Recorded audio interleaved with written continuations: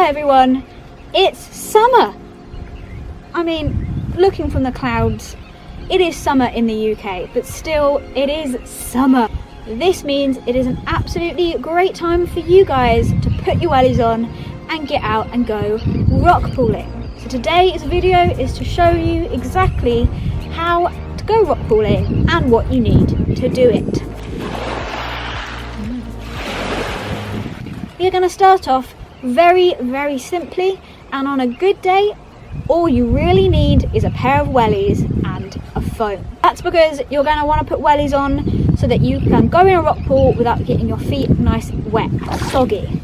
Even if it's a nice day, trust me, you need wellies with a good grip, because one, these power here are called barnacles and they are razor sharp. You don't want them anywhere near your feet. And also, there is nothing that makes you more grumpier than walking around with soggy socks. So definitely invest in a nice pair of wellies. Second reason you need a phone, whether you're going with people or going on your own, rocky shores are a dangerous kind of environment. They're not too dangerous if you take it safely, but it's a very rough terrain, it's lots of slippery seaweeds, and even if you're the most careful you can be, there is a risk that you will fall over. Also, the tide can cut people off, which is something you always want to watch out for, and I will talk about a bit more later, but again, that's the case where you need your phone. So if you've got a pair of wellies and a phone, then just head out. It'll be a great way to explore and a great day. But the UK is a bit temperamental with its weather, so there are three other things I recommend on the bare basic kit list. One is a pair of waterproof trousers and a good raincoat. These things you only really need to invest in if you are planning on going rock pooling quite a lot and you go on a bad day. It's probably something, especially the raincoat, that you already have lying around your house because, you know, the rest of the time in the UK is already raining. And the waterproof trousers just help if it's raining and it just means that you don't get soggy trousers.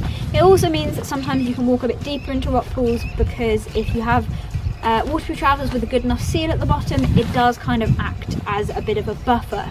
Not too much, but enough to maybe make you realise that you've gone in deeper than your wellies before it actually starts to fill in your Wellington boots. The other thing, which isn't particularly necessary and definitely a separate investment, but I am counting it on the bare basic list, is either a waterproof phone case or a waterproof bag, just like this one. I would recommend just getting a waterproof bag and maybe either putting your phone in the bag, which you keep on your back at all times just in case you fall over, you've always got access to your phone, or keeping your phone in your waterproof pocket, but definitely still trying to get this bag. That's just because no matter where you think you put your stuff on the rocky shore, it's never really as dry as you think, and your bag will get soggy. So if you don't want stuff like keys or electronics or that to get damp, then this bag is really good. You can buy them really cheaply off of most online retailer stuff. They probably cost about £15 to £30 depending on what size you want to get, and it's basically just a big waterproof plastic bag that you roll up at the end so tightly that no water can get in. This has come in handy a numerous amount of times.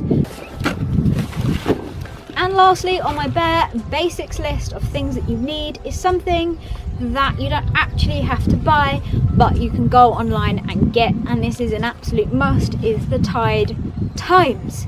And that is probably one of the most important things about rock pooling, is making sure you're going at the right time and you are safe.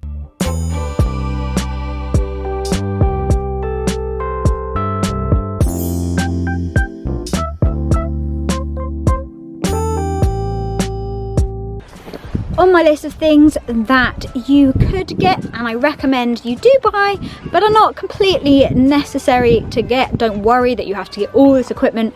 Really, rock pooling is a pretty simple hobby. But here are some recommendations.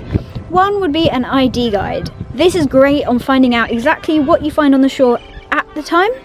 That is great for really getting to know and getting to learn species. But I do also find that when you're down here, you're so in the zone at looking and finding things that your hands get all wet and everything, and it is difficult to remember to check what it is.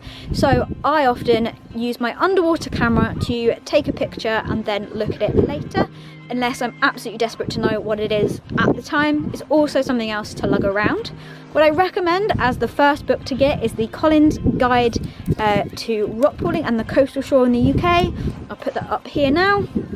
It's a really good starter book using pictures and a bit of a description, and it also tells you where you usually find it. So if it's normally found, say, in the southwest of England, and you are not in the southwest of England and you find it, it's more likely to be another species. So that is a really great way to kind of tell exactly what you find.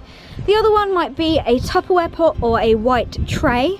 That is good if you want to get a species out of the water and examine it further. But as I will explain as we go on, I honestly think the best way to see the species and observe it is to leave it in the rock pool, just because they're difficult to catch, and the less stressed you make the species, the more natural the interactions you are going to see, and the more amazing personalities and awesome stuff you are going to see, because you're going to see that organism doing its natural thing.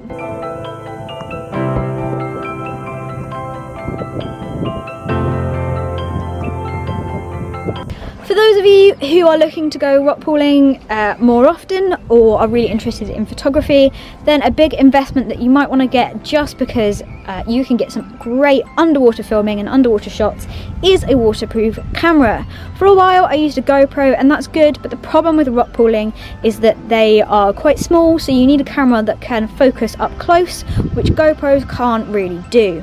So I then invested in an Olympus TG5. I recommend any of the Olympus kind of brand underwater cameras really. I found this one to be absolutely great, and I can only really speak for this one, but the other ones, which can be cheaper, I imagine are just as good, especially if you are looking to do it in a novice kind of way. Again, that is a big investment, and really only something if you want to share your experience further, but I just thought I would add that to the list for anyone who is interested. So we've got all our stuff, we're here at the rocky shore. What do we do now? Well guys, we rock pool.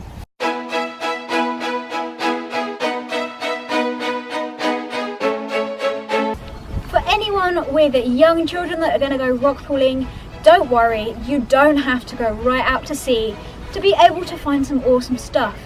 In fact, many of the species that are found in the first few rock pools right from when you leave the beach onto the rocky shore can be full of some amazing life.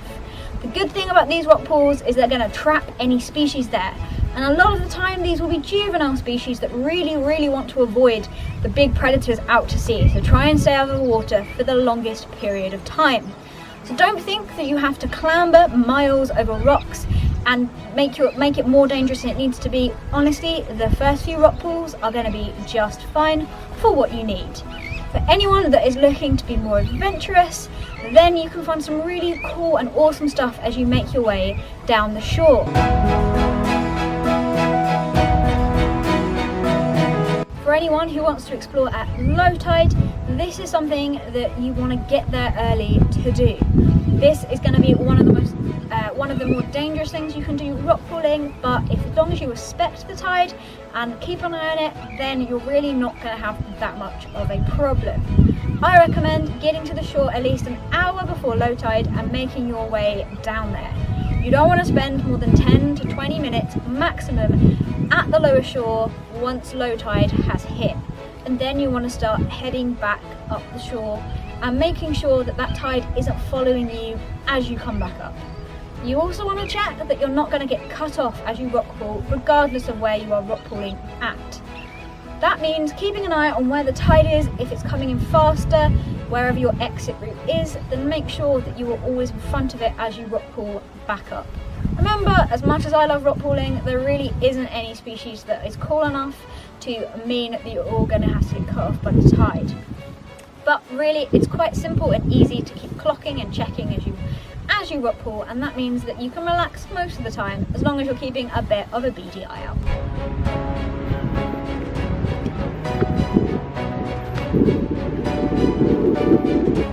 I have two favourite ways to find species on the shore.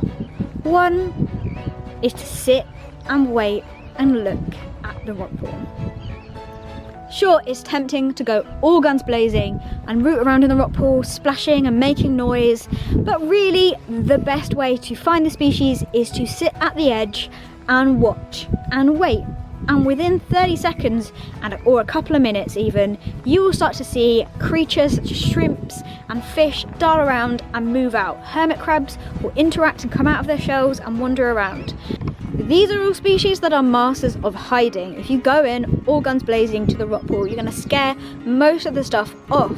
But just by watching at the edge, you'll get to watch them and enjoy seeing them in their natural habitat for a while. And then if you want to go and root around because, you know, you've seen them enough and you want to find some other species that may be hidden in crevices or under rocks, then go ahead. But I really do implore you just to take a few minutes to watch a rock pool first.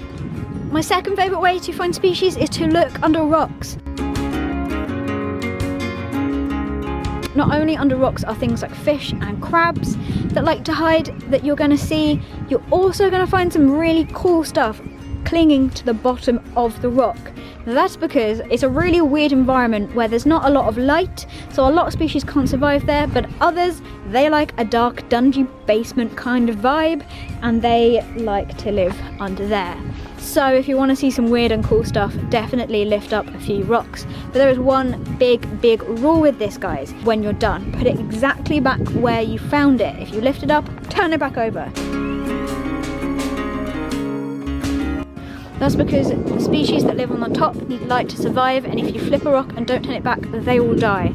And the species that like to use under the rock as a nice refuge will also die because they're most likely going to be eaten, or they're just not going to be able to cope with that environment. So that is really key, and that just goes as a general rule when you're rock pooling. Don't leave litter, don't purposely squish anything, try not to step on species, try and step where there doesn't look like there's much life, because really we are here to observe and respect the animals, and we don't want to go around trashing it. This is their environment and not ours. So if you're going to enjoy it, then, you know, just try and be respectful as well. But just the most important thing when you guys go rock pooling is just enjoy it. It's great that this tide goes out and we get to experience these awesome creatures and just have a wonderful day out seeing everything and exploring. If you want to know more about what you're finding, then I recommend watching some of my other videos where I talk about and explain what the species are, especially the rock pooling vlogs. But my Twitter handle is @MarineMumbles. Don't ever be afraid to send me over a question or some pictures, and I'll happily try and answer any queries about any weird or blobby species that you have found. Have a great time rock pooling, stay safe guys, and see you next time.